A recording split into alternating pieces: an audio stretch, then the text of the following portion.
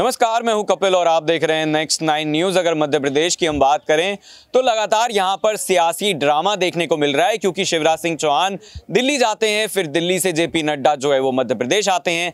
हालांकि ये देखना लाजमी होगा कि क्या शिवराज सिंह चौहान को ये बड़ी जिम्मेदारी मिलती हुई नजर आएगी जो मुख्यमंत्री पद की है, या फिर पहले जो है वो बड़ा बदलाव देखने को मिलेगा। ये जिम्मेदारी या तो बीडी शर्मा को सौंप दी जाएगी या फिर ज्योतिरादित्य सिंधिया ही मुख्यमंत्री पद के असल दावेदार होंगे। इन तमाम सवालों को लेकर हम चर्चा कर रहे हैं, लेकिन यह भी कहा जा रहा है कि कैबिनेट में एक बड़ा जो है वो फेरबदल देखने को मिल सकता है।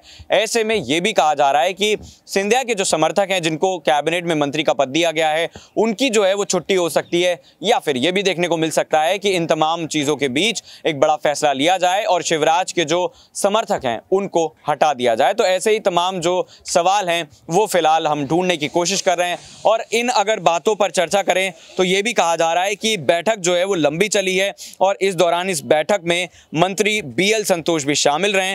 1.5 घंटे तक चली बैठक में कई मुद्दों पर चर्चा हुई।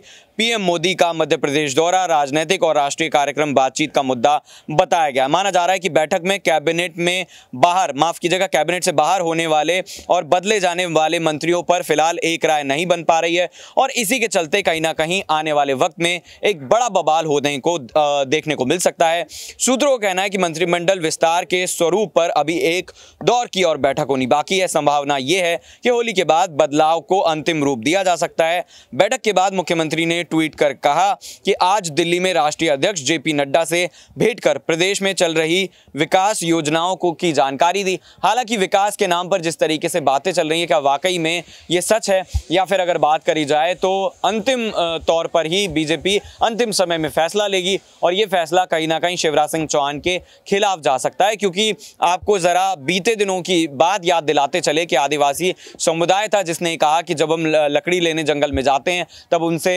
पहचान पत्र मांगे जाते हैं। उसके साथ साथ बिजली कंपनियों ने हवाला दिया कि आप जो है वो अगर दरें नहीं बढ़ाएंगे बिजली की दरों की तो हमें नुकसान होगा, और ये नुकसान हमें भारी पड़ सकता है। इसके साथ साथ ये भी आपको बताते चले कि शिवराज सिंह चौहान के खिलाफ कहीं ना कहीं चंद्रशेखर आजाद की जो पार्टी है उसने जो है वो बड़ा धरना देने की मांग कही थी, और इसके साथ साथ जो करड़ी सेना है उसने भी अपनी कई मांगे जो है वो सरकार के सामने रखी थी। तो सवाल जो है वो काफ़ी खड़े हो रहे हैं, लेकिन इनका क्या जवाब समय रहते मिल पाएगा, ये भी कहीं ना कहीं बड़ा सवाल है। और शिवराज सिंह चौहान की अगर बात करी जाए तो उन्हें कमलनाथ से भी जो है वो कहीं ना कहीं अब बड़े जो चैलेंज है वो मिलते हुए नजर आ रहे हैं। हालांकि सिंधिया फिलहाल बीच में खड़े हुए हैं, जिनको लेकर ये बयान दिया गया था कि वो कोई तोप नहीं है। तो क्या सिंधिया वाकई में तोप साबित होंगे कमलनाथ के लिए, शिवराज के लिए, और वही मुख्यमंत्री बनते हुए नजर आएंगे? इन्हीं तमाम सवालों के साथ छोड़े जा रहे हैं। देखते रहिए नेक्स्ट 9 न्यूज़। इस खास पेशकश में इतना ही। नमस्कार।